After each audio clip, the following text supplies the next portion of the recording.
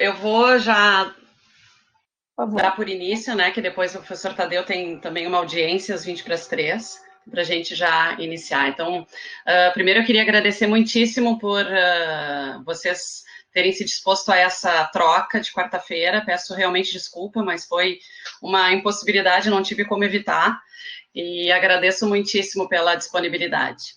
Então, dando início a essa banca de apresentação da dissertação do mestrando Arthur Kunzel Salomão, que tem por título A tutela do consumidor na resolução online de conflitos e o emprego da tecnologia sob a perspectiva dos direitos fundamentais. Eu gostaria de iniciar cumprimentando os membros da banca, iniciando pela minha grande e sempre mestre, professora Cláudia Lima Marques, né? Professora, agradeço muitíssimo ter aceito o nosso convite, né? Realmente é sempre uma honra tê-la aqui examinando o trabalho, né? O meu aluno Arthur, ele tinha um sonho muito grande de poder ser avaliado pela senhora, de poder ter esse prazer. Então, assim, agradeço muito por essa participação. O professor Luiz Alberto Reichel, né, que também aceitou prontamente o meu convite, nosso convite, meu e do Arthur, né, agradeço muito essa sua participação, né, e, por fim, o professor José Tadeu, né, amigo de longa data, já sempre disposto a auxiliar quando a gente pede, sempre à disposição para alterações. Então, assim, agradeço realmente muitíssimo ter aceito o nosso convite. E, por fim, o nosso mestrando, o Arthur, que chega nesse momento tão importante de apresentação da sua dissertação, depois de 2 anos de estudo, de preparação, né? Então, eu vou inicialmente te conceder, Arthur, até 20 minutos para que tu faças a tua exposição, e depois os avaliadores vão fazer as suas intervenções, seus comentários. Então, a gente vai adotar esse sistema, tu fazes a tua apresentação, depois os professores fazem seus comentários e arguição, aí retorna para que tu possas apresentar as tuas respostas, as perguntas, e assim sucessivamente, tá bem?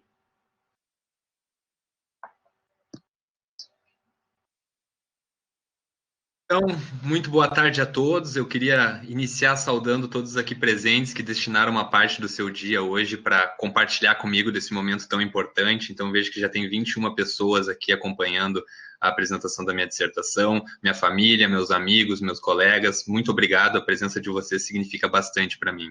Igualmente, eu quero agradecer muito os professores que integram a banca examinadora. Desde já, eu gostaria de deixar claro que a indicação do nome de cada um de vocês em nenhum momento foi por acaso, e sim pela imensa admiração que eu tenho pelo trabalho de vocês, que de certa forma contribuíram muito para o desenvolvimento com as minhas ideias e o desenvolvimento da minha pesquisa, para eu ter as conclusões que tive. Então, gostando ou não do que vocês leram no meu trabalho ou da exposição que eu passo a expor a seguir, vocês fazem parte disso também. Então, deixo claro que qualquer crítica, observação, ponderação vão ser muito bem recebidos, sob o ponto de vista que eu tenho certeza que vão ser de muita valia para o enriquecimento desse meu trabalho. Assim, gostaria de agradecer. Muito boa tarde, professora Cláudia Lima Marques, professora doutora Cláudia Lima Marques, professor doutor Luiz Alberto Reichelt, professor doutor José Tadeu Neves Xavier e professora doutora Cristina Stringari Pascoal, minha orientadora, me acompanha desde o início dessa minha caminhada de 7 anos que encerro hoje aqui na FMP, sempre me deu todo o espaço necessário para que eu desenvolvesse meu trabalho e aperfeiçoasse ele da melhor medida do possível. Então, desde já, muito obrigado por toda essa parceria durante todo esse tempo. O meu trabalho, então, intitulado A Resolução Online de Conflitos e a Tutela do Consumidor sob a Perspectiva dos Direitos Fundamentais, eu busco abordar 2 características que são para mim, transcrevem de maneira fidedigna a sociedade contemporânea como um todo, que é a constante conexão aos meios digitais e às tecnologias em rede, aliada ao papel central do consumo nas relações interpessoais. E, assim, eu vou tentar fazer o diálogo entre dois direitos fundamentais que, para mim, compõem um papel central no Estado democrático de direito e no ordenamento jurídico como um todo, que é o direito fundamental do acesso à justiça e o direito fundamental à proteção do consumidor. Assim, eu dividi o meu trabalho em 3 capítulos. O primeiro dele é destinado para analisar os impactos da tecnologia e o desenvolvimento da tecnologia como um todo e o que ela causou nas relações de consumo. A gente percebe que o ambiente virtual como um todo ele tem características próprias, que contribuem e o tornam propício para a celebração de negócios jurídicos. Assim, ele inova de forma que o comércio, que é uma atividade exercida desde os primórdios da sociedade, passa a ser exercido agora através de um meio que veio para revolucionar a forma que a gente vive nessa sociedade. Assim, eu busco tratar sobre como a gente vai proceder com a tutela do consumidor em ambiente virtual, tendo em vista que ele apresenta constante modificação e inovação e apresenta novas formas de consumir, atribuindo maior dinamicidade e praticidade na celebração de contratações, impondo ao legislador que, além das medidas anteriormente com o intuito de promover a tutela do consumidor no comércio tradicional, se adeque a características e questões próprias do ambiente virtual para promover e concretizar o direito de defesa do consumidor. Nesse capítulo também eu busco narrar sobre questões inerentes a dispositivos publicados com o intuito de adequar a tutela do consumidor às questões das relações de consumo virtual e bem como tratar da resolução de conflitos em que são decorrentes do comércio eletrônico, ponderando, então, a utilização pelos próprios fornecedores de utilização de meios de resolução online de conflitos. No segundo capítulo, eu busco, então, discorrer a respeito do direito fundamental à justiça, abordando e discorrendo sobre a situação atual de congestionamento do Poder Judiciário, o qual é dado por inúmeras razões e, de fato, todas elas interrelacionadas, de modo que demonstra que o funcionamento, não necessariamente da maneira que a gente esperava, do Poder Judiciário, pode, de fato, prejudicar a tutela do consumidor, de maneira que, quando a gente não consegue ter uma tutela eficiente e na medida célere dentro do possível para promover a tutela do consumidor, abre brecha para que fornecedores em situação de privilégio dentro do mercado de consumo comecem a ponderar que vale a pena descumprir as normas do Código de Defesa do Consumidor. Assim também, discorrer como o conceito do Mauro Capelletti, no que ele se refere às ondas renovatórias do acesso à justiça, se aplicam e podem contribuir, então, com os métodos alternativos como uma forma de desafogar o Poder Judiciário. Contudo, esses métodos não podem ser aplicados como uma maneira justamente só com base para evitar a judicialização de demandas, tendo em vista que tais métodos primam justamente pela análise da característica do conflito, do objeto do conflito, da sua natureza, das expectativas das partes, ou seja, a gente tem que fazer um exame de adequação e admissibilidade sobre para qual método e qual tipo de conflito será entendido como adequado, então, à resolução desse conflito. Nesse capítulo também, eu busco abordar esses critérios de adequação e admissibilidade, aplicando as relações de consumo, percebendo características próprias do direito do consumidor e como a gente pode fazer para resolver conflitos consumeristas através desses métodos, devolvendo, então, o protagonismo na resolução do conflito consumerista aos interesses do consumidor. Também, acrescendo-se as ideias de Mauro Capelletti, busco salientar as lições de Richard Susskind, quando ele indaga que, para além do método utilizado na resolução de conflitos, deve-se igualmente observar a capacidade do ordenamento jurídico em tomar medidas que venham a conter conflitos já existentes, como evitar a instrução de conflitos. E daí ele fala na necessidade da gente ter a introdução de informações dentro da sociedade como um todo, para que as pessoas saibam seus direitos e deveres e assim evitem conflitos, e isso se torna aplicável no que a gente vai tratar depois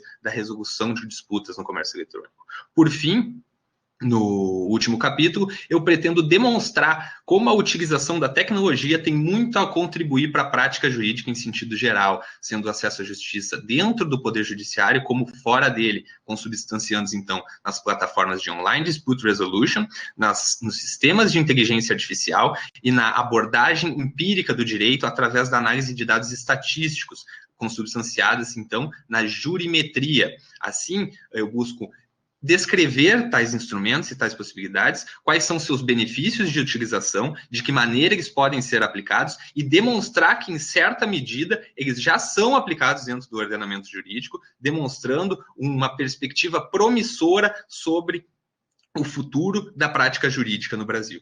Então, apresentado, então, como eu estruturei o trabalho escrito, agora, no restante da apresentação, eu vou tentar fazer uma síntese conclusiva a respeito do meu problema de pesquisa, que é possível a gente promover a devida tutela do consumidor através dos sistemas de online dispute resolution? Então, eu acho que sempre o princípio basilar que a gente tem que ter quando o assunto for relação de consumo é a gente tratar que são relações demarcadas pela disparidade entre as partes. Sendo assim, o consumidor é presumido como vulnerável. Ele tem essa disparidade, seja do ponto de vista informacional, seja do ponto de vista técnico, do ponto de vista jurídico, do ponto de vista econômico. O que a gente tem a partir daí? O ônus estabelecido para o legislador promover a igualdade de equiparação entre as partes. Promover, então, que essas vulnerabilidades sejam tuteladas a despeito da gente ter, então, uma relação de equiparação entre consumidor e fornecedor. Nesse sentido, a igualdade de equiparação é de ponto-chave nas relações de consumo, tanto para a relação de consumo no sentido no mercado de consumo, quanto para a resolução das disputas decorrentes de relações de consumo. Assim, a gente percebe que o consumidor ele já é vulnerável no comércio tradicional. E ao ingressar em ambiente virtual, ele sofre com características próprias do ambiente virtual que o tornam hipervulnerável, sendo essas características a imaterialidade, a desterritorialidade e a atemporalidade intrínsecas ao meio digital, que essas características também tornam o ambiente digital como um ambiente dinâmico, um ambiente diferente, que ele vai, então, estimular a celebração de negócios jurídicos. Nesse sentido, também a gente percebe que, sob o ponto de vista do fornecedor, ele consegue atingir uma gama muito maior de consumidores, com uma publicidade muito mais barata, abrindo o seu leque de público e tendo uma publicidade também muito mais assertiva, porque a análise de dados consegue atribuir quase certeiramente quais são os tipos de pessoas que terão e que não terão interesse em adquirir seus serviços e seus produtos. Sob o ponto de vista do consumidor, a gente tem, então, a questão relativa ao benefício, porque ele tem acesso a uma maior gama de produtos, e também ele tem a comodidade em poder escolher o produto, que nem sempre estaria disponível nas lojas físicas, do conforto da sua casa, recebendo na sua casa. Ou seja, o consumidor é vulnerável, no ambiente virtual ele é hipervulnerável, o ambiente virtual acelera e impulsiona o mercado, acontecendo assim maior número de contratações. Com maior número de contratações, proporcionalmente cresce a chance dessas contratações sobrevirem conflitos. E desses conflitos se mostra uma situação muito preocupante, porque a gente tem um poder judiciário com um orçamento que gasta 2 vezes mais do que a gente gasta em educação, 5 vezes mais do que a gente gasta em saneamento básico, e mesmo assim com esse dispêndio todo de dinheiro, a gente não consegue ter uma prestação jurisdicional que prime pelos mesmos princípios que a sociedade tem atualmente. E visando isso, os próprios fornecedores do comércio eletrônico estão tentando atribuir a mesma dinamicidade e praticidade nas contratações, na sua celebração, para a resolução dos seus conflitos. Ou sim, decorrentes dos conflitos, diretamente entre as partes, é tentada, então, uma autocomposição, uma forma de resolver aquele conflito de uma forma tão rápida quanto a contratação ocorre no site do e-commerce. E isso tanto sob uma perspectiva de dinheiro, porque o fornecedor acaba evitando gastos decorrentes do processo judicial, mas sobre a perspectiva até da satisfação do consumidor, que assim ele vai resolver seu problema rápido e ele vai ficar satisfeito com a tua atuação e ele vai seguir consumindo no teu site. Nesse sentido, a gente vê também que a eficiência, a celeridade, praticidade e os benefícios das utilizações das ODRs é evidente nesse ponto, fazendo inclusive que medidas estatais adotem esses meios de resolução de conflitos. Aqui no Brasil, a gente tem a utilização do consumidor.gov, que é uma plataforma de negociação diretamente entre consumidor e fornecedor, intitulada ainda como uma ODR de primeira geração, onde a tecnologia não dispensa a atuação humana, ou seja, ela faz um intermédio entre as partes para que negociem diretamente, só que, analisando a adequação e a admissibilidade, a gente percebe que o método de negociação quando relacionado com a igualdade de equiparação que eu mencionei anteriormente, talvez não seja um método necessário que a gente precise para promover a equiparação entre as partes, porque não tem nenhuma atuação para promover essa equiparação. Uma parte que já é vulnerável, torna-se hipervulnerável, vai resolver seus problemas no meio virtual diretamente com o fornecedor. Só que o problema justamente é que essa ferramenta se mostra muito eficiente, tendo resultados incrivelmente promissores. Contudo, entendo que ela não é aplicável a todos os tipos de consumidor. O consumidor, igualmente a sociedade, ele não é um grupo homogêneo de pessoas, e sim se divide-se. Então, pessoas habitualmente acostumadas a lidar com comércio eletrônico, acostumadas a lidar com práticas digitais, têm maior facilidade, têm maior aptidão para resolver esses conflitos dessas plataformas. E o sucesso dessa plataforma também implica em necessariamente entender o que disse Susskind, no que diz a introdução de conhecimentos e vacinação para não ter a resolução, para não ter a instauração de conflitos. Porque dentro das práticas do comércio eletrônico é característico desse tipo de consumidor a busca por fóruns, por programas que entre os próprios consumidores seja realizado avaliação dos fornecedores, que seja realizada a avaliação dos produtos, que seja então uma maior possibilidade de que as partes saibam mais seus direitos e tenham um maior empoderamento frente a tais questões.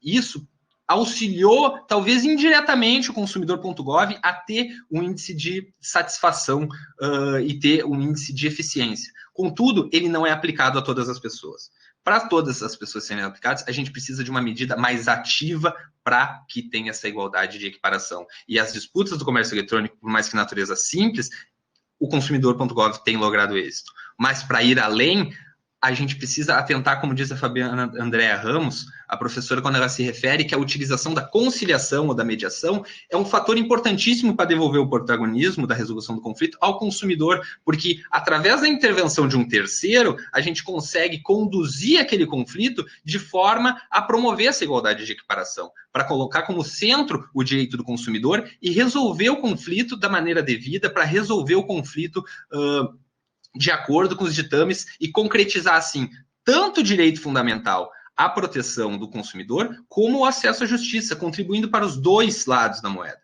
O que acontece muitas vezes é a gente ter autores defendendo a utilização das ODRs, e daí tu dá um Ctrl F no texto e não acha a palavra vulnerabilidade nenhuma vez. E a vulnerabilidade é um ponto-chave do direito do consumidor que deve ser considerada para a resolução de qualquer disputa, seja em ambiente virtual, seja em ambiente físico. E no ambiente virtual ela é potencializada.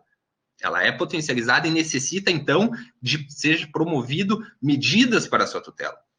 Isso posto, tais ensinamentos a respeito do método de conciliação e mediação para promover essa equiparação ligam diretamente à segunda geração de ODRs, as quais a tecnologia não serve não só como um instrumento, mas como um papel ativo na condução da resolução da disputa. Assim, a gente consegue ter exemplos como a plataforma do eBay. O eBay recebe cerca de 60 milhões de disputas por ano. Tem um sistema de inteligência artificial que ele é armazenado com técnicas de negociação. Ele identifica pontos de acordo, pontos de propostas, pontos em comum, quais tipos de demandas são solucionadas com qual forma de acordo. E assim, ele identifica na conduta das próprias partes. E a inteligência artificial contribui de maneira a fazer uma coisa que só o sistema consegue, que é aprender com a sua própria utilização. As pessoas até hoje, em pleno 2020, às vezes não aprendem com seus erros e o sistema rapidamente sabe fazer isso. Ele identifica aquilo ali, identifica pontos de acordo, dessas 60 milhões de disputas, 90% delas é solucionada sem intervenção humana. A inteligência artificial, como um todo, isso mostra, sim, um papel ativo da gente ter como esse quarto elemento ou terceiro elemento, caso seja um método de negociação ainda, a tecnologia ela se mostra como uma eficiente forma da gente promover essa igualdade de equiparação, tutelar a vulnerabilidade do consumidor. A gente só precisa compreender de que perspectiva a gente vai analisar. O problema não está na tecnologia em si, mas a forma como a gente utiliza. A gente, dessa mesma medida, conseguimos identificar que algoritmos já produziram decisões preconceituosas, já promoveram decisões injustas, só que tais sistemas não têm aptidão para conseguir lograr êxito no julgamento de tais dados. Eles utilizam-se desses dados e não os julgam. E, por isso, eles devem ser muito bem armazenados e, no direito do consumidor, armazenados de maneira a promover a tutela do consumidor. Assim, demonstrando que eles são meios eficazes de promover a tutela do consumidor, baratos, rápidos e condizentes com as necessidades que temos no comércio eletrônico. E com uma perspectiva muito abrangente e muito promissora. Além disso, o direito brasileiro como um todo tem se adequado às questões da prática jurídica com os benefícios da tecnologia. É um exemplo disso a utilização dos dados empíricos. A própria Senacom utilizou os dados empíricos para tentar promover a desjudicialização de demandas. Indiretamente acertou, por mais que não escolheu o método mais adequado, mas os seus efeitos foram bem avaliados. Ele aproxima o direito da realidade. O dever ser com o que é, como eu relacionei no trabalho, entre Kelsen e as ideias de Marcelo Guedes Nunes, quando ele fala da jurimetria. Instituiu também, nesse ano, laboratórios de inteligência artificial necessários para otimizar a prática jurídica, para promover questões tanto fora do judiciário como dentro dele, contribuindo para os operadores do direito num sentido geral. O que a gente consegue concluir a partir disso? A ODR, ela consegue ir além dos métodos alternativos de resolução de conflitos. Na primeira geração de ODRs, eles eram apenas um meio. Eu não vejo sentido na gente distinguir a primeira geração da segunda, como classificar o consumidor.gov e a plataforma europeia de resolução de conflitos como meros índices de satisfação, mas sim com a capacidade que tem a plataforma e a tecnologia de resolver conflitos. Para mim, muito demonstrável que daqui a, por exemplo, 10 anos, a tecnologia usada hoje vai ter evoluído muito e o sistema ODR, de uma maneira como um todo, vai evoluir muito. E a gente vai ter diferentes gerações, com diferentes possibilidades. E, se bem utilizados, são capazes, sim, de promover a tutela do consumidor e promover essa igualdade de equiparação entre as partes e promover a resolução justa, de forma barata e célere das resoluções do comércio eletrônico e expandindo cada vez mais, então, essas questões. No que diz respeito à utilização de métodos estatísticos, de inteligência artificial, o ordenamento jurídico tem logrado êxito na estipulação desses deveres e, assim, o ordenamento como um todo, ao meu ver, se mostra uma perspectiva muito promissora no que diz respeito à união entre a tecnologia e a prestação jurisdicional, e que tal união só venha a contribuir com os operadores do direito. Assim, eu me coloco à disposição da banca para eventuais questionamentos, e antes disso, agradecer novamente a todos os presentes. Muito obrigado. Ok, então eu de imediato passo a palavra para a professora Cláudia Lima Marques, para que ela faça a sua manifestação, sua intervenção, seus questionamentos. Bem, boa tarde a todos, em especial ao candidato Arthur Salomão e a sua querida orientadora, a professora doutora Cristina Pascoal, um dos nossos orgulhos lá da Universidade Federal do Rio Grande do Sul, né? É um grande prazer estar aqui, gostei muito do trabalho e, nesse sentido, também aproveito para saudar o querido amigo, o professor José Tadeu, o professor Luiz Alberto Reichel, né? Um da FMP, outro da PUC, mas com quem eu tenho o prazer de sempre estar trabalhando, publicando, né? Gostaria até de publicar mais, já temos alguns trabalhos encaminhados aí, viu, professor Reichel e professor José Tadeu, e sobre eles eu vou falar agora na arguição. Bem, queria cumprimentar, então, essa instituição e dizer que é um prazer estar aqui mais uma vez, novamente, um belo trabalho que eu li com muito prazer. Vou fazer algumas observações de forma e de fundo, mas apenas no sentido de levar mais adiante o trabalho que eu considero, numa visão geral, que alcança todos os objetivos de um mestrado e até o supera, né? Então, quanto ao fundo, como não estou em Porto Alegre, eu acabei imprimindo só algumas partes, né? Mas as partes que geralmente eu faço todo um trabalho de bibliografia, contando quantas bibliografias tem, mas eu fiquei muito bem impressionada com a bibliografia utilizada e o uso concreto da bibliografia, isto é, não é o fundamento teórico está certo, mas também a leitura que fez, né, tirou o melhor dessa bibliografia.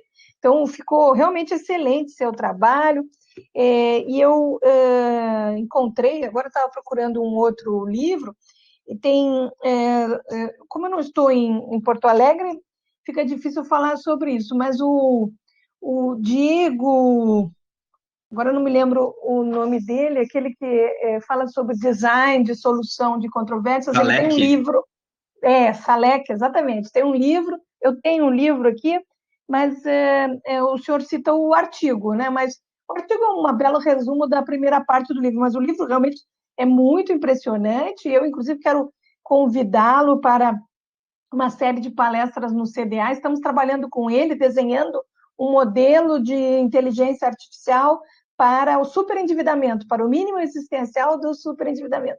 Também é uma utilização bem interessante, né? Daí.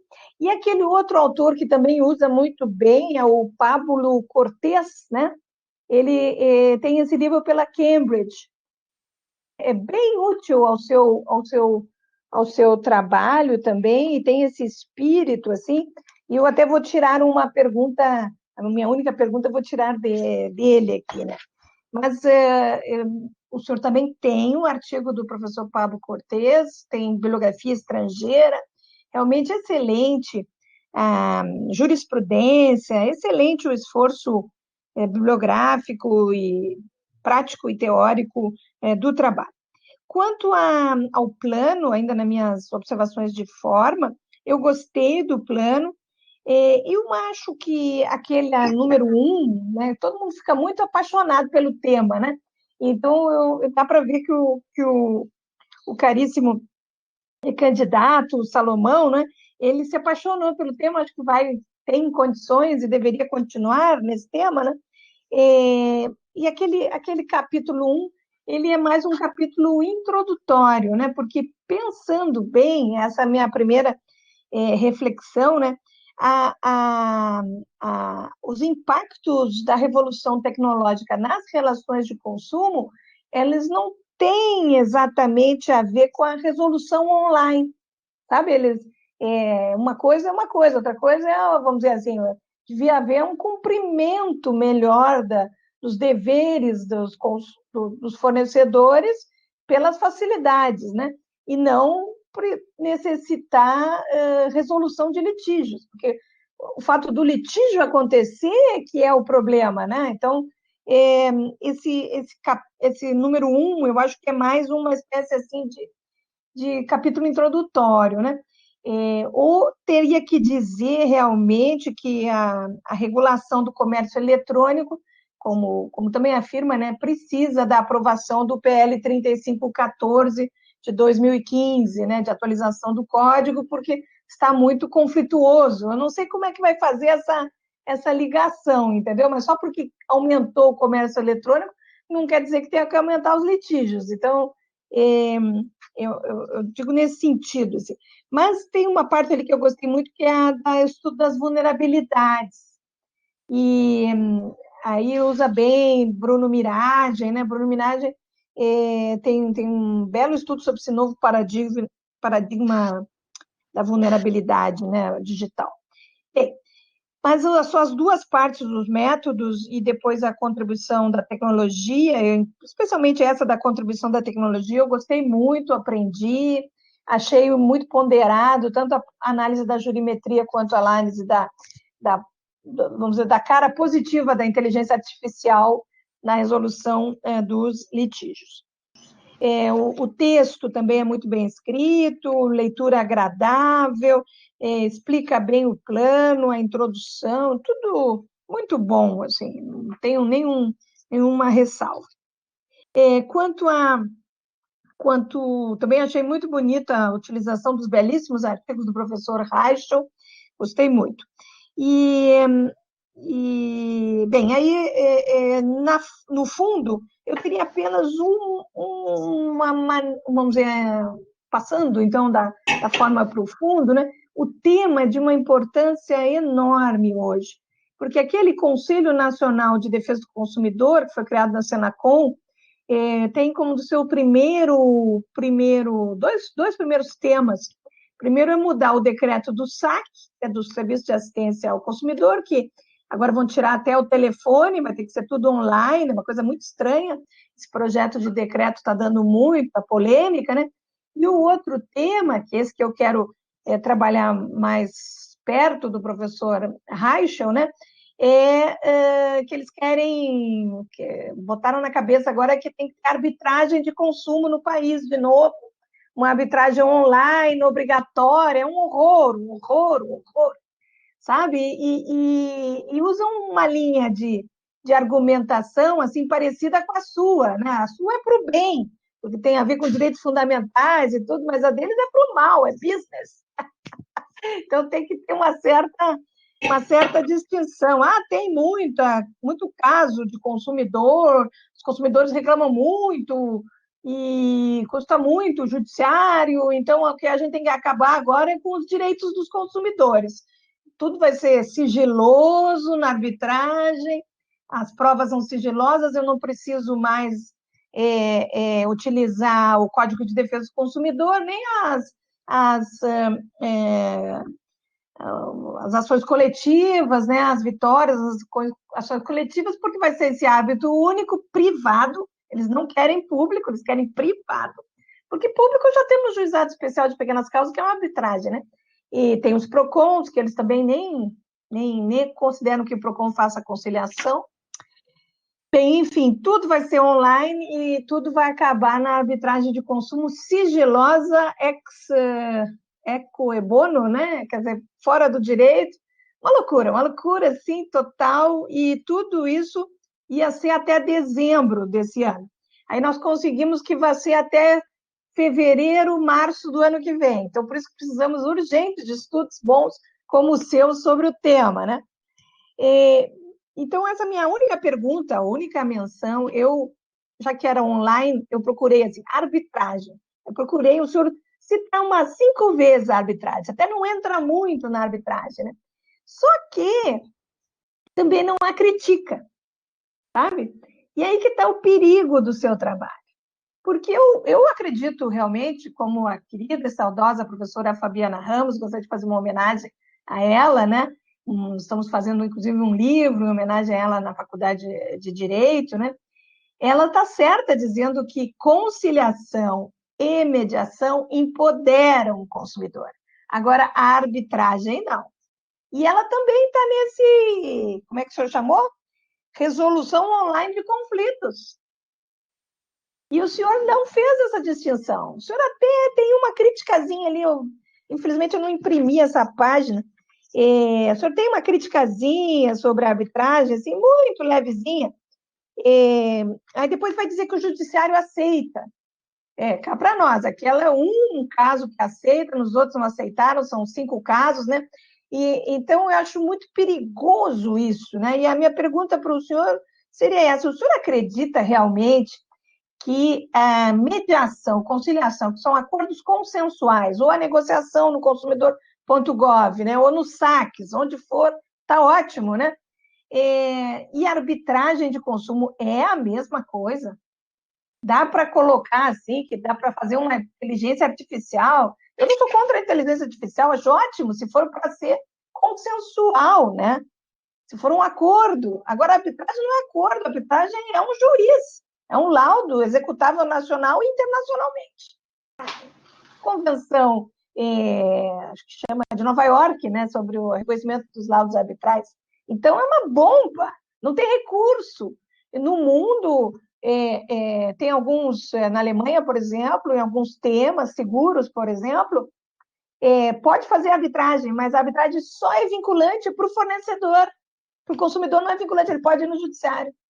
Veja os cuidados disso, né? Porque realmente a arbitragem é uma sentença. E aí não tem o que fazer. Realmente não tem o que fazer, né? Então, o senhor tem toda essa análise tão cuidada, mas na hora da arbitragem o senhor não é que não criticou, até criticou, sabe? Mas não tem aquela posição, assim, né? Que combina com o seu título. Direitos fundamentais. E esse de acesso, de efetividade, todos esses tão bonitos que o senhor tem aqui, né? Eu até sublinhei, mas como eu só imprimir umas coisas.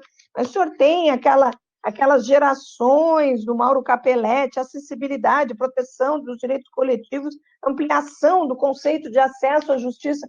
Bom, mas é para ampliar a justiça, e não a injustiça, né? Então, veja, né? Eu diria assim, o seu trabalho merece publicação, né? Vou dar uma nota ótima, mas só se criticar a arbitragem, porque senão é um perigo. É um perigo. Hoje em dia eles pegam tudo e transformam do bem o mal. Então, quer dizer, não pode. O senhor tem que realmente fazer essa distinção é importantíssima, porque tudo é online dispute resolution, mas nem tudo é acesso à justiça. Desculpe dizer, ainda mais se for business no Brasil, né? Eles vão criar, tem o Sistema Nacional de Defesa do Consumidor, eles vão criar o Sistema Nacional de Arbitragem de Consumo, todo privado. E aí o seu livro, vai ser livro de cabeceira deles. O judiciário custa muito, ninguém fala que as empresas violam o direito do consumidor, né? Não, é o judiciário que custa muito. Então, realmente, não tem como, né? Então, essa é a minha única pergunta, vamos dizer, colaboração, a sua reflexão, porque o tema é importantíssimo, da luz do dia, né? Só que tem que ter a clareza necessária nesses tempos de meias verdades ou meias mentiras, né? Que toda a online dispute resolution seja boa, eu não acredito. Eu acho a arbitragem de consumo, ela é sigilosa e, portanto, não faz jurisprudência, ela pode evitar ações coletivas, e as pessoas, olha, eu já trabalhei em arbitragens, né? No caso, internacionais, é bem difícil, viu? E são 3 árbitros. Agora, se for só um árbitro, sai da frente, né? E ainda sigiloso, uau! Aí é demais. E não precisando usar o direito do consumidor, né? Realmente vai ser um horror. Aí o senhor eles vão fazer até cálculos de inteligência artificial, quantos % de chance a pessoa tem de ganhar. Aí põe qualquer coisa naquele algoritmo, a pessoa vai ficar decepcionada, vai aceitar a arbitragem de consumo, e aí está feito. Acabou o direito do consumidor no país. Isso com uma coisa boa, que é a inteligência artificial e as online dispute resolution. Eu até concordo com o senhor que são coisas boas. Mas no Brasil vai virar um jabuti, estou dizendo. Mas, enfim, era essa a minha contribuição para a sua reflexão. E parabenizando pelo trabalho, e nesse sentido, a minha sugestão é só para evitar ingenuidades, porque arbitragem é um business enorme, né? Conciliação, menos, mas mediação já é um pouquinho business, mas é um business do bem, para o acordo, é um neutro que eles chamam, né? Que bem resolve a coisa. Agora, a arbitragem de consumo, ninguém até hoje conseguiu me convencer que era uma coisa boa, seja online ou mesmo offline. Era isso, querida Cristina Pascoal. Queria só cumprimentar também pela belíssima orientação. Muito obrigada, professora Cláudia. Eu passo a palavra para o mestrando, para que ele possa responder o questionamento da professora. Muito obrigado, professora Cláudia Lima Marques, pelas observações. Eu concordo com a senhora, concordo no que diz respeito à arbitragem. Inclusive, no trabalho, eu cito que, não que seja uma diferenciação tão clara, talvez, como a senhora falou, para evitar ingenuidades, mas eu aponto que o cerne da arbitragem ele está voltada para questões empresariais, diferentes totalmente das relações de consumo, não servindo como ser a melhor. Eu não entendo também, entendo não sendo a melhor alternativa, como os critérios de adequação e admissibilidade em nenhum caminho indicam para a arbitragem. Não é como a negociação, assim, que quando eu vi a escolha, método de negociação, eu olhei, começaram errado já. E daí, quando eu vi isso, eu vi os índices de resolução e entendi, e busquei procurar o porquê funcionava. Mas a arbitragem não parece, pelo menos para mim, que vá ter esse mesmo índice. A diferença ali, quando tu diz se a online dispute resolution, conciliação, mediação, negociação e arbitragem... negociação, conciliação, mediação e arbitragem é uma coisa, e a arbitragem no direito do consumidor é outra. concordo totalmente, tendo em vista que a arbitragem acabou sendo pouco mencionada nesse trabalho, porque eu voltei o estudo para a prática do comércio eletrônico. E no comércio eletrônico, a gente tem a utilização desses meios como autocompositivos, que é entre as partes, para elas, entre elas, chegarem a um acordo. E daí esses métodos têm maior atuação, eles não são estanques, eles podem ser complementados, eles podem...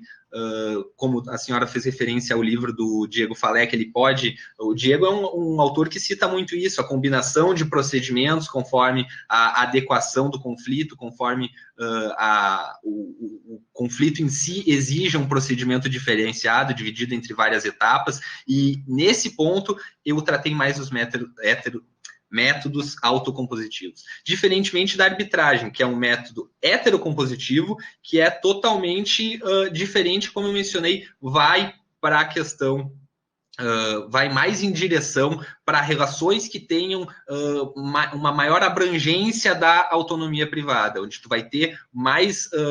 situações paritárias, situações entre empresários, situações entre pessoas que não estão em posição de disparidade, entre pessoas que, presumida, né, digo, porque dentro das relações empresariais a gente acaba tendo disparidade entre os empresários, mas que no direito do consumidor a gente tem um direito fundamental a proteger o consumidor.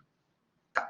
Isso posto, eu acredito que a arbitragem não seja o método adequado para a resolução de conflitos consumeristas, e inclusive é uma das razões pelo qual eu menciono pouco, porque eu dou maior importância para os métodos autocompositivos. Outra coisa que me chamou a atenção ali e que tu mencionou na tua fala é de uma câmara de arbitragem obrigatória e privado. E isso é uma das coisas que mais me incomoda também quando a gente vai analisar a temática, porque se eu estou falando de autocomposição, a palavra obrigatória, ela não se encaixa dentro da autocomposição, porque a autocomposição é justamente tu autocompor conforme a tua vontade, tu identifica possíveis acordos, tu identifica onde eu estou disposto, eu vou abrir mão um pouquinho disso para ganhar isso aqui. Agora, quando tu torna obrigatório, não é um acordo, é uma obrigação, é totalmente incondizente. Então, utilizar, por exemplo, qualquer método, aí eu falo qualquer método, como obrigatório,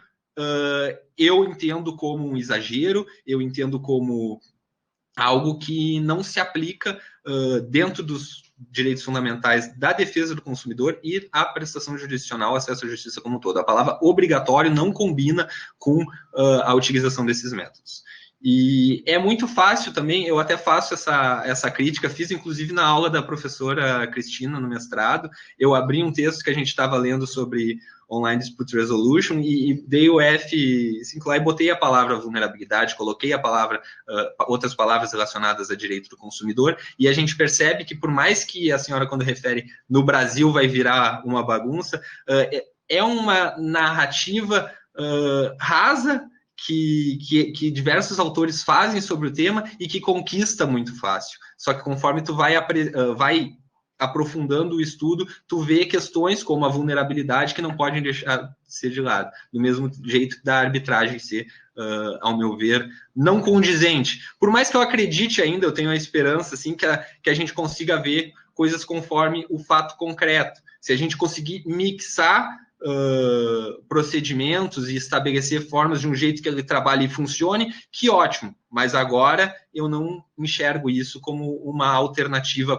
para o direito fundamental à defesa do consumidor, que acaba sendo demasiadamente restringido em prol de um direito fundamental do acesso à justiça e que, como a senhora disse, não é culpa dos fornecedores, ou seja, eu trabalho com direito bancário e lá diariamente a gente recebe no gabinete todos os dias práticas bancárias desconformes com os direitos do consumidor, com o entendimento jurisprudencial, inclusive do STJ, de instâncias superiores. Então, eles descumprem corriqueiramente todos os dias direitos do consumidor, mas a culpa da judicialização de demandas é do direito do consumidor. Então, essas seriam as minhas ponderações para o seu questionamento e, desde logo, agradeço todas as observações que a senhora fez. Muito obrigado. Ok. Eu vou pedir, se não tiver problema, uma pequena quebra de protocolo, porque realmente eu fico preocupada que o professor Tadeu tem um compromisso dele, eu não quero realmente prejudicá-lo. Então, eu de pronto passaria a palavra ao professor Luiz Alberto, para o professor Tadeu. É o nosso professor da casa, em princípio ele seria o último a arguir, mas só para que a gente não tenha, eu quero poder deixar que vocês façam todas as suas intervenções com toda a calma, e se por acaso o tempo excedeu, o professor Tadeu, eu já combinei com ele, ele deixa a sua avaliação comigo. E então, de imediato, eu passo a palavra ao professor José Tadeu, para que ele possa fazer a sua arguição ao mestrando. Obrigado, professora Cristina. Então, oficialmente, boa tarde a todos. E pedindo licença para a professora Cristina e o professor Luiz Alberto Reich, eu gostaria de cumprimentar primeiro a professora Claudina Marques, como a professora Cristina comentou, nossa eterna mestre, nosso grande orgulho aqui do nosso estado, do país, né? E, Arthur, pode ter certeza que o fato de ter a presença da professora Cláudia na tua banca vai ser o teu cartão de visitas, da tua seleção do doutorado, para a tua publicação. Ela realmente eu falo por mim, falo certamente por toda uma geração que me acompanha, nosso ídolo aqui do Sul. Professora Cláudia, é um prazer lhe reencontrar, é muito bom lhe ouvir, é muito bom aprender com as suas lições.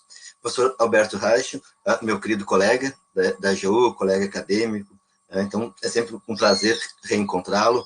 Como tem um tempo mais curto, eu vou poupar aqui os elogios, que ele já sabe que são muitos em relação à nossa família, é muito grande, já de longa data. A professora Cristina é uma irmã que a vida me colocou, né? Todos sabem disso, todos que nos conhecem sabem da nossa proximidade, nós temos aí já algumas décadas, né, professora Cristina, de convívio, das mais diversos momentos bons, momentos difíceis, momentos excelentes, como esse, da banca do Arthur. Então, já passo a cumprimentar o Arthur.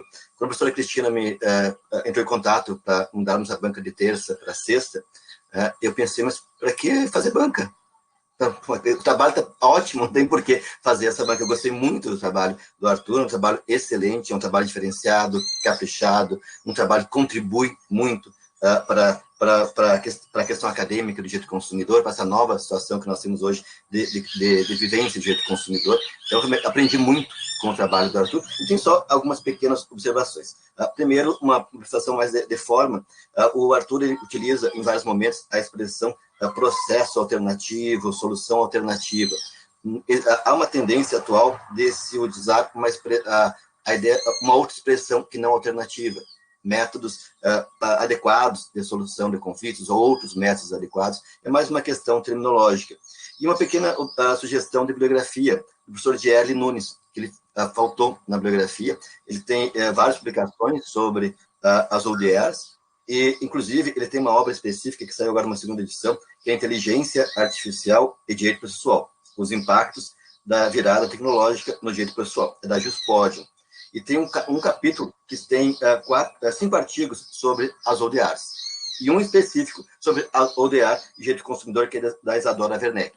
É um trabalho curto, sucinto, né? Mas eu acho que vai contribuir para o teu estudo, acho que vai gostar de ter acesso à opinião da professora Isadora, que é muito próxima da tua. Acho que vai ser interessante.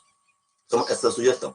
Eu sempre separo 3 perguntas, mas uma já foi contemplada, que é a questão da arbitragem, que é a questão que a gente olha o trabalho de plano, já salta, né? Poxa, mas significa que é arbitragem, né? A professora Cláudia já comentou sobre esse assunto. Então, só teria 2 outras questões que são mais dúvidas que surgiram, reflexões que surgiram ao ler o trabalho. Faz a tua abordagem em relação ao consumidor, se referindo a ele como a parte vulnerável nessa relação. Isso valeria tanto para o consumidor pessoa natural como pessoa jurídica? Pessoa jurídica também teria essa vulnerabilidade para as ODRs ou não? O que tu achas sobre isso? E tu usas a expressão vulnerabilidade. Eu confesso que é muito bem utilizada, adequada, mas a gente tem uma tradição nas questões que envolvem litígio, mas, claro, no plano processual, usar a expressão hipossuficiência do consumidor. Será que essa expressão hipossuficiência seria inadequada para nós pensarmos nas ODRs? Então, são 2 reflexões, então, na verdade. A questão da pessoa jurídica e a questão da vulnerabilidade ou hipossuficiência, ou talvez tivéssemos que falar numa vulnerabilidade para as ODRs específica, uma vulnerabilidade para a negociação, talvez. Mas obrigado, mais uma vez, professora Cristina, pelo convite, e ressalto a minha admiração em relação ao trabalho do Arthur. Eu já conheci o Arthur aqui da FNP, não esperava menos, eu já tinha certeza que ia sair um trabalho excelente, né? Porque o trabalho, a gente sabe que não é o único momento, ele é fruto de toda uma trajetória acadêmica, e a gente sabe que a trajetória acadêmica do Arthur, que a gente acompanhou aqui na FNP, sempre foi brilhante, não podia ser diferente agora. Obrigado. Muito obrigado, professor Tadeu. Agradeço as observações, as indicações bibliográficas. Primeiro, quanto ao primeiro questionamento da pessoa jurídica, vocês me ouvem bem? Sim? Não, que silenciou tudo do nada, até os passarinhos foram, daí eu achei que tinha trancado aqui até. Mas então tá, voltando. Quando tu me questiona sobre a questão da pessoa jurídica, eu acho que de maneira... Claro, assim, quando a gente não tem a constatação de que seja uma compra realizada como uma compra, o destinatário final, que seja aquela realmente uma compra destinada para consumo, e que aquilo não vai servir nem como insumos, como aquilo não vai servir para outro meio que não seja o direito do consumidor. Acredito que sim, quando a gente tem, então, uma situação que evidencie uma relação de consumo, que não seja um produto destinado para outros fins, a não ser o fim do destinatário final, o fim de consumidor. E isso, então, voltado para a questão de pessoas jurídicas, então, acredito que seja dessa forma que deve ser interpretada. O que eu vejo, e daí ainda é uma questão muito preocupante, que a gente acaba relativizando em certos entendimentos. Eu confesso que não foi tão a fundo, porque foi no decorrer do que a gente fazia essa apresentação, discutiu-se sobre um caso de que estariam estendendo as normas de defesa do consumidor para determinadas empresas, determinadas situações. Por exemplo, acho que era um plano de saúde, um negócio assim, uma seguradora de saúde que estava fazendo a aquisição de um helicóptero. Agora, não sei te dizer claramente, mas era exatamente uma empresa fazendo uma compra relativamente alta e aplicando-se as normas de defesa do consumidor. Eu acho que a gente tem que ter muito cuidado, e sempre procuro ter muito cuidado quando a gente vai falar dessa extensão de aplicação do direito do consumidor quanto às normas a outras situações excepcionais que não sejam as relações de consumo, entre aspas, típicas, porque tu estender uma proteção dada às condições próprias da pessoa, que são a vulnerabilidade dentro da relação de consumo, tu estender para questões que não tenham a mesma naturalidade, se dá assim para se dizer, ou não tenham a mesma adequação, tipo, tu proteger alguém em razão de uma circunstância especial, é uma situação que merece a contemplação legal. Agora, tu começar a estender isso quer dizer que ninguém mais é especial e digno daquela proteção. Então, acho que essa situação acaba por ser uma das mais complicadas. Mas acredito que pessoas jurídicas, quando realizam compras de produtos de destinatário final, tenham que ter essa relação de consumo e situação de vulnerabilidade muito bem demonstrada para ter, então, a situação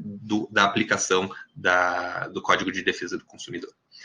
Quanto à segunda pergunta, seria os métodos... Quais seriam a segunda observação, professor, perdão? Seria sobre a utilização da expressão vulnerabilidade e não hipossuficiência. Foi uma escolha consciente, que escolheste essa expressão porque achou ela mais adequada? Eu acredito da hipossuficiência ser mais uma questão relativa à questão probatória numa relação processual, e a questão da vulnerabilidade voltada, então, uma situação de direito material, do direito do consumidor. Então, como a gente está tratando de um meio extrajudicial, de um procedimento diferente, com novas alternativas, eu te confesso que em nenhum momento eu pensei pela utilização da hipossuficiência, mas em casos que a gente tratar de questão probatória, acredito que se mostre pertinente a hipossuficiência probatória do consumidor, que a gente tem aqueles ônus, então, os ônus probatórios e a distribuição dinâmica do ônus da prova. Nesses casos, sim, mas em geral, acredito que a vulnerabilidade do consumidor nas ODRs acaba ficando mais restrita à vulnerabilidade, mas em casos específicos podem ser demonstrados, como nessa questão da questão probatória.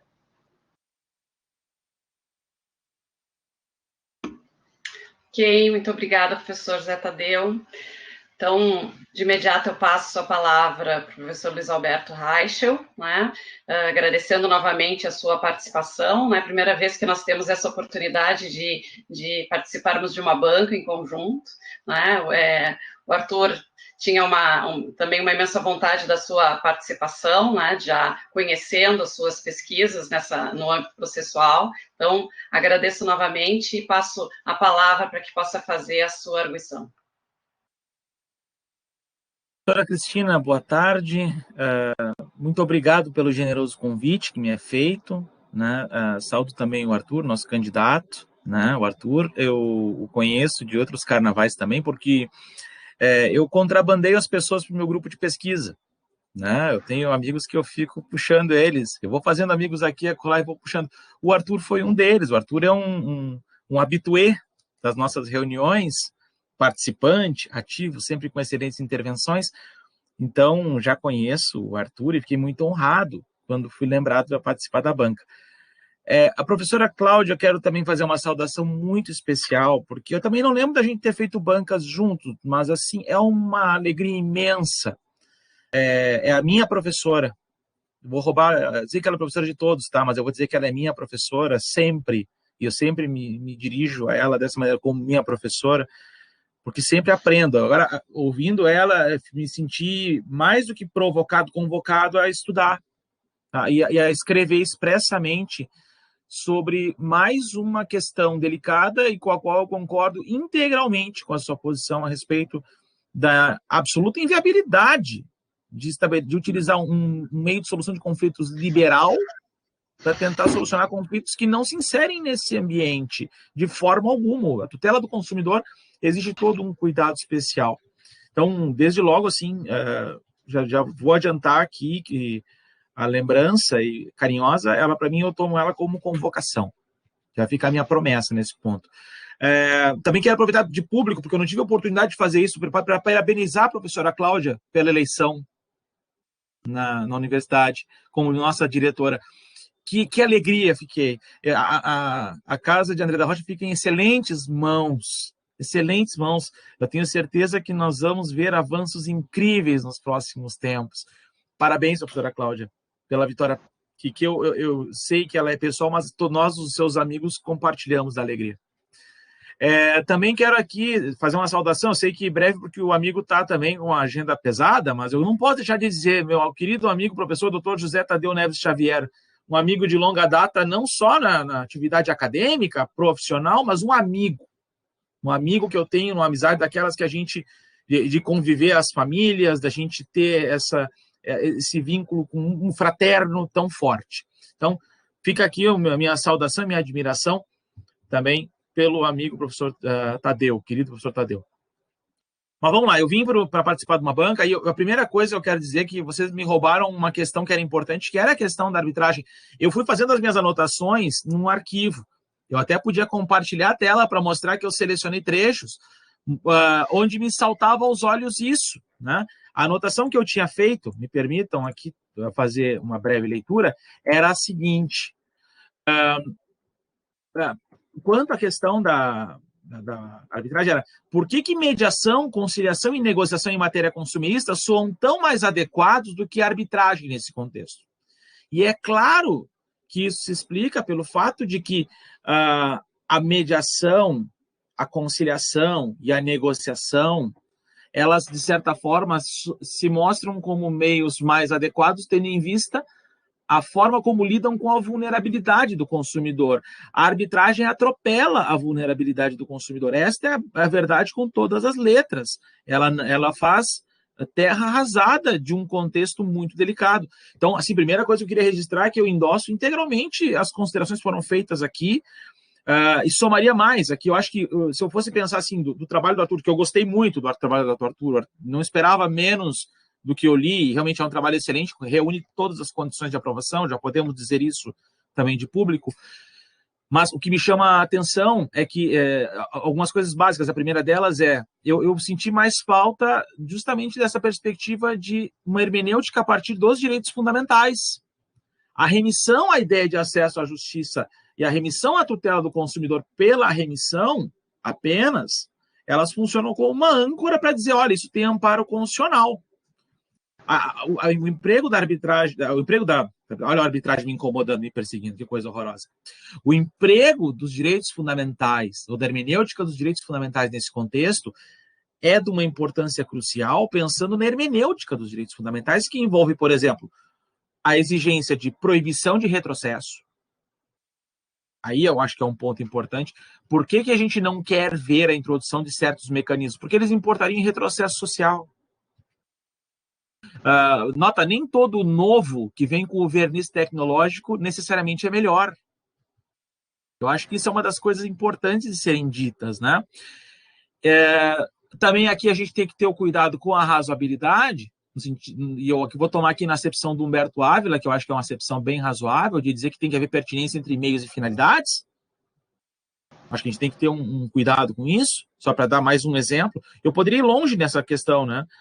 Mas a hermenêutica dos direitos fundamentais te leva a conclusões mais sofisticadas, Arthur. Eu acho que assim é um desenvolvimento que tu podes trazer, sabe? Porque tu conheces essa construção toda. Já vistes a mim e a muitas pessoas falarem sobre isso. De outro lado, tem uma questão interessante que eu acho que é de premissa, que é o que se entende por ODR. Eu sei que, volta e meia, lendo o teu trabalho, a mim me saltou aos olhos uma compreensão que me pareceu, volta e meia, que ODR era a mesma coisa que ADR eletrônica. E tu tem uma fonte, por exemplo, tem um autor que eu sei que tu citas e referes muito bem, que para mim é um dos melhores desse ponto, que é o Ethan Katz, que ele não é tão badalado aqui no Brasil, mas é uma fera nesse ponto. E o próprio Susskind, Richard Susskind também, que eles falam que ODR não é a mesma coisa que ADR com esse verniz tecnológico. Não. O que se diz é que, para começo de conversa, existem não só 3 partes, existe uma fourth party, que é a tecnologia. E que isso faz toda a diferença. Né? Eu trago essas questões porque me parece que elas transparecem um pouco no teu texto. Às vezes, a impressão que eu tenho é que tu pegas o mundo analógico e tenta ver como ele ficaria quando transposto para o digital, e quando, na verdade, o digital não gera um ponto de transposição, mas o digital agrega muita coisa nova. Tem uma frase que tu conheces, Arthur, que é do Tim Cook, que é um CEO da Apple, né? Eu recuperei essa frase porque eu lembrei de te mencioná-la aqui. Eu acho que ela é muito emblemática nesse respeito. Ele diz, o Tim Cook, que a tarefa da Apple é dar ao usuário algo que tu não sabe que ele queria, que o usuário não sabia que ele queria, e que quando ele tiver esse algo, ele não consegue imaginar a vida dele sem aquilo. Sabe? Esse foi o mantra que o Tim Cook, que o Steve Jobs e o Tim Cook usavam para explicar o que acontecia com o iPhone. E eu acho que isso é um dado quando se pensa em tecnologia, sabe? Eu acho que nós temos que pensar num horizonte um pouco mais rico nesse ponto em termos de ODR. Eu acho que ODR, pegando um pouco o gancho da fala da professora Cláudia, a gente não pode ficar muito olhando só pelo retrovisor, olhando para trás porque nós já vimos de problema. Mas veja que as críticas da professora Cláudia e do professor Tadeu são muito críticas de quem olha para frente, pensando, olha, onde é que isso vai nos levar? Nós temos que antever algumas soluções. O teu trabalho é excelente, em termos de dogmática, é irretocável. O que eu quero agregar aqui, nesse ponto, é um pouco dessa perspectiva, em primeiro lugar. Né? Mas eu tenho uma pergunta que eu selecionei aqui, que eu acho que ela é, para mim, a questão crucial nesse ponto, que envolve justamente o uso dessas plataformas para fins de negociação. Tá? Porque tem uma questão delicada aqui em matéria de negociação, pelo menos a meu sentir, né? Que é a seguinte, eu vou fazer uma comparação, tá? E eu quero ver se tu concordas com essa construção que eu vou mostrar. Eu trabalho com um outro ramo também do direito, que é o direito tributário, onde negociação sempre foi vista como algo abjeto. No direito tributário sempre houve uma crítica à ideia de negociar o tributo, a transacionar, porque o que se dizia é que se houvesse transação, ninguém mais pagava nada e depois negociava. Entende? O dia que surgisse uma lei, dizia o presidente da Fiesp ia pegar o telefone, ligar para os industriais e dizer, ninguém paga. Né? Uma coisa assim. O fato é que agora, recentemente, nós tivemos algumas normas que introduziram negociação e transação em matéria tributária no âmbito, inclusive, federal. Por razões que a gente sabe que são de financeiras, por N circunstâncias. Bom, negociação e transação lá, né, elas não se confundem. Principalmente porque a transação pressupõe um conflito a ser solucionado. Olha que interessante.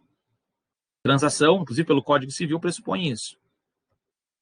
Agora, quando eu penso na negociação comparado com a negociação ela é meio para chegar numa solução que é a transação. A transação ela é vista com todo o cuidado do mundo em alguns pontos, inclusive em matéria consumerista.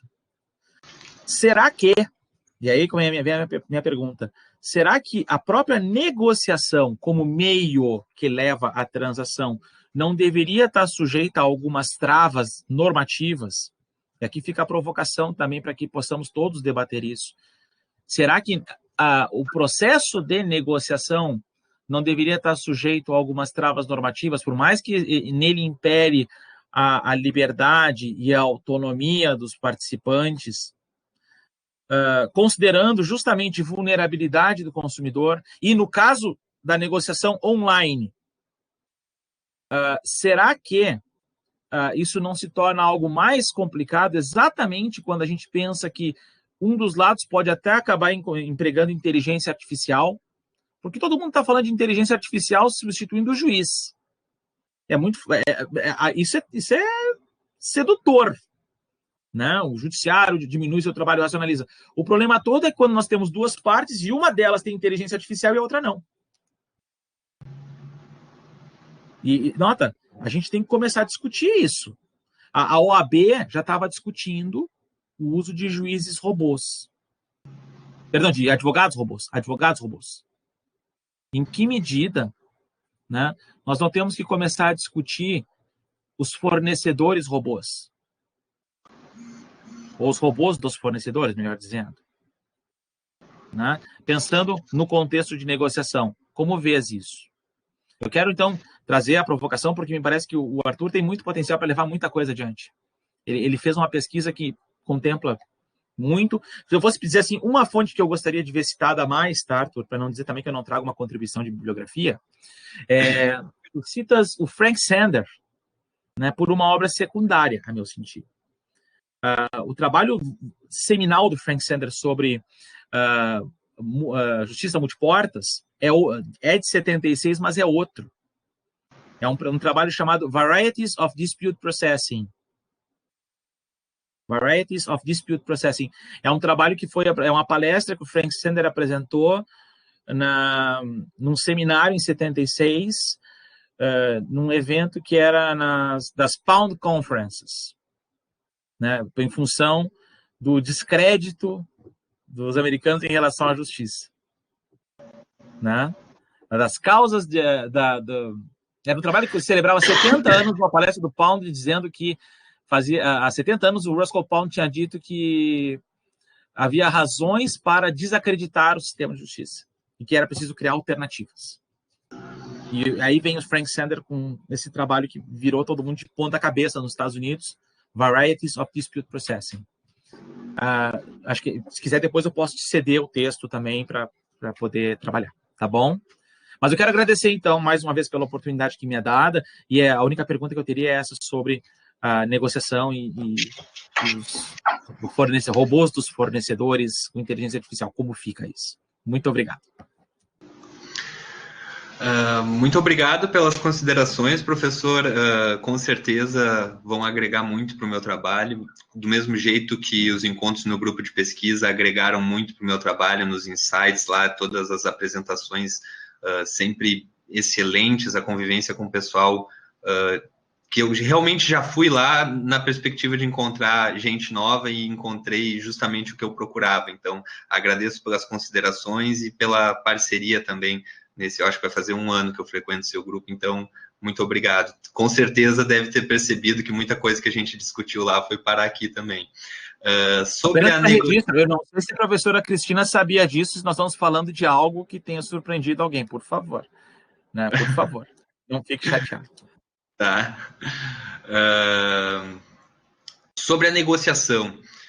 É uma questão, justamente essa questão era o que eu me perguntava quando eu vi a utilização dela como forma de resolver conflitos consumeristas. Tipo, o método de negociação ele tem uma abertura que ele não é a mesma concedida nos outros métodos autocompositivos, em que o mediador e que o conciliador ele está ali, ele está vendo o que está acontecendo, ele está indicando alguma coisa, no caso do conciliador, ou no mediador, que ele vai tentar reestabelecer a conexão entre as partes. Na negociação, não, porque ele tem uma maior abertura que delibera as partes como vão resolver esses conflitos. E essas travas que o senhor referiu, justamente em razão da vulnerabilidade do consumidor, é realmente uma ideia que já tinha até me passado pela cabeça. Como é que a gente vai fazer para o método de negociação para que não acontecer que, tipo, tu desconhecer a assimetria informacional e as coisas relativas a, por exemplo, uma negociação num consumidor que já é vulnerável em ambiente virtual, discorrendo a respeito de determinado acordo e lidando com uma inteligência artificial sem ao menos saber disso, sem ter essas condições. Então, tu não saber o real significado do teu direito e as formas de concretizar ele tornam o método, não tornam o método, mas afastam ele da questão inerente ao método como adequado e como admissível. O que eu entendo a respeito da negociação? Foi no sentido de que não é o método principal, não é o método que eu indicaria como realmente, olha, se fosse para escolher um entre os autocompositivos, eu iria com conciliação. Mas escolheram negociação, não fui eu que decidi, escolheram negociação e está funcionando. Por que está funcionando? Daí foi quando eu fui buscar características próprias do consumidor em ambiente virtual. Essas travas podem representar uma maior garantia e podem ser o que eu mencionei na apresentação como medidas destinadas à equiparação entre as partes. Então, travas como essas, para mim, já é uma coisa assim que, tipo, pode promover a equiparação e dar maior segurança à resolução de conflitos consumeristas através do método de negociação. Só que quando eu trato da ODR, e ali eu ressalto esse quarto elemento nos casos de conciliação, o terceiro elemento que é consubstanciado na tecnologia, é que ele vai muito além dos métodos alternativos, que é toda essa possibilidade da tecnologia como interveniente, como um meio ativo na resolução da disputa, quase como uma outra pessoa. Tipo, tu tem o conciliador e tu tem a tecnologia, e daí a diferença entre o João Eberhardt e a professora Suzana, lá da USP, eles até frequentaram o nosso curso, e eles falam a respeito de que o consumidor.gov seria mais um índice de reputação do que uma própria ODR.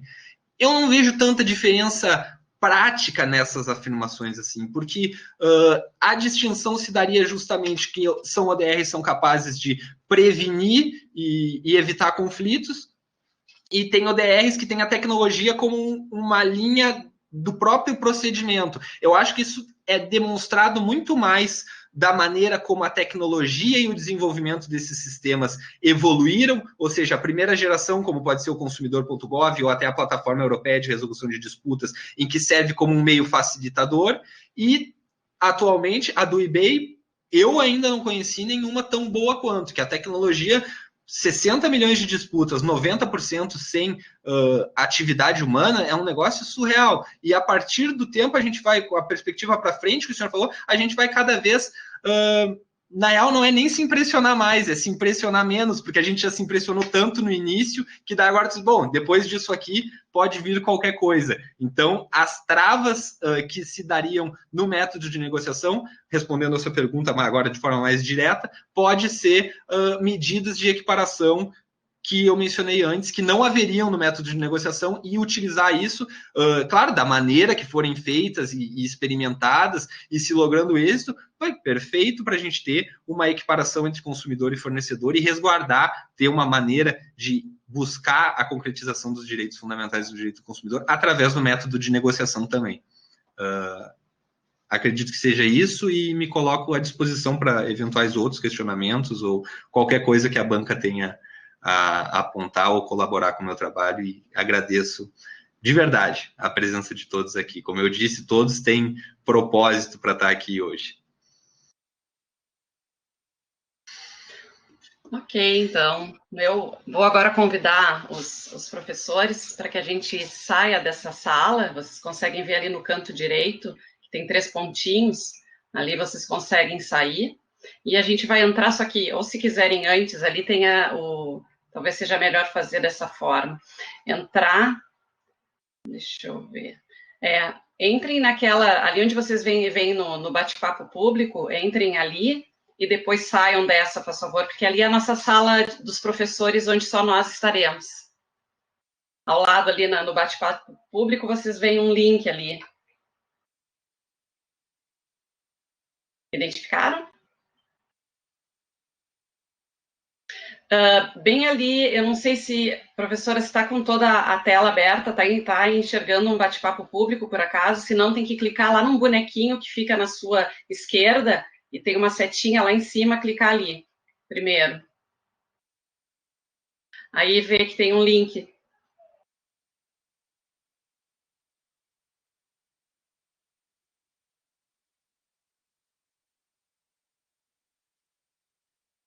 Aí depois de clicar nesse link, encerrar aqui onde nós estamos.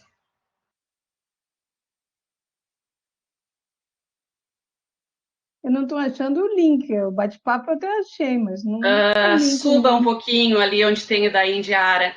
Indiara tem isso como... Ela não está ali. Tem um HTTPS, FMP. Colaram um link ali. Colaram de novo, agora. Lá embaixo. Uhum. Isso. Tá, estou vendo. Esse link ali. Isso, link, mas aí depois ali. A senhora volte nesse que a gente está para poder sair, porque senão ficam as duas abertas. Tá bem. Aí tem que sair desse e naquele. Exatamente. Vou copiar esse link. Ixi, vamos ver. Só clica nele, professora. Tá, mas aí como é que eu saio daqui? Vai ficar uma abinha aberta lá em cima, na sua uma aba extra. Uma aba extra, e a senhora de novo entra na aba extra e encerra. Ou sai. Bom, saímos daqui então, professora Cristina. Isso. Tá bom. Vou fechar aqui então essa janela.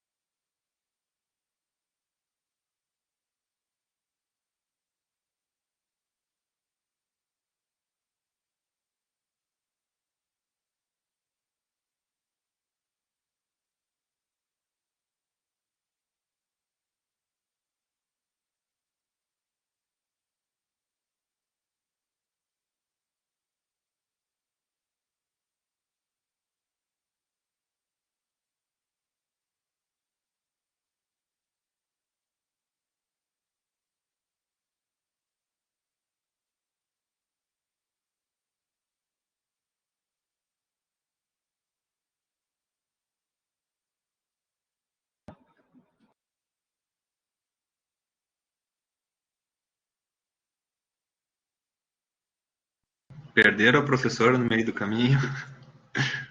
Não tá ali. Bom, Arthur, os professores, nós estávamos ali deliberando, comentando sobre o teu trabalho. Tu foste aprovado, pode respirar, e foste aprovado com nota 10, com um pedido somente, e que depois eu vou querer conversar contigo para a gente poder trabalhar nisso, daquelas complementações que são feitas entre o momento de agora e o depósito final da dissertação, que tu reforces essa tua posição acerca da arbitragem, inclusive colocando ali na conclusão, ou seja, reforçando essa tua ideia, essa tua posição de inaplicabilidade, né, no âmbito das relações de consumo. né? Mas te dou os meus parabéns, né? Eu, como orientadora, fico muito feliz por esse resultado. Tu sabes que para mim sempre foi um prazer ser tua orientadora em tantos momentos, e nesse momento, que é um momento muito especial, e desejo todo sucesso para ti. Muito obrigado, professora. Eu que agradeço a todos os professores aqui presentes. Aqui ainda tem 23 pessoas aqui, agradeço. É só o que eu vou falar agora, agradeço mesmo, porque com certeza nada disso aqui foi sozinho. Então, não sei nem se meu pai e minha mãe estão aqui ainda, porque, olha, a gente falar em questão de vulnerabilidade do consumidor em ambiente virtual, vocês não sabem a luta que foi para colocar eles nessa chamada de áudio aqui. Então, se eles estiverem aí, bota tudo na conta deles aqui, porque muito obrigado. Foi para vocês e para todo mundo. E me muta alguém aqui, falem alguma coisa, vocês vão me deixar. Não. Agora é só ir lá comemorar com papai, mamãe, amigos, só fazer festa, comemorar, que agora tu és mestre. Chegou, né? Então, tá. E não parar por aqui, Parabéns. seguir adiante. Parabéns, Arthur. Muito obrigado. Vou encaminhar para vocês a conclusão a respeito da arbitragem. Tá? Sucesso, um abraço. Viu? Bom, professores, muito obrigada novamente. Foi ótimo poder revê-los. Obrigado, parabéns. Muito obrigado, professor. Muito obrigado, professores. Tchau, tchau. Tchau. Um beijo, obrigado.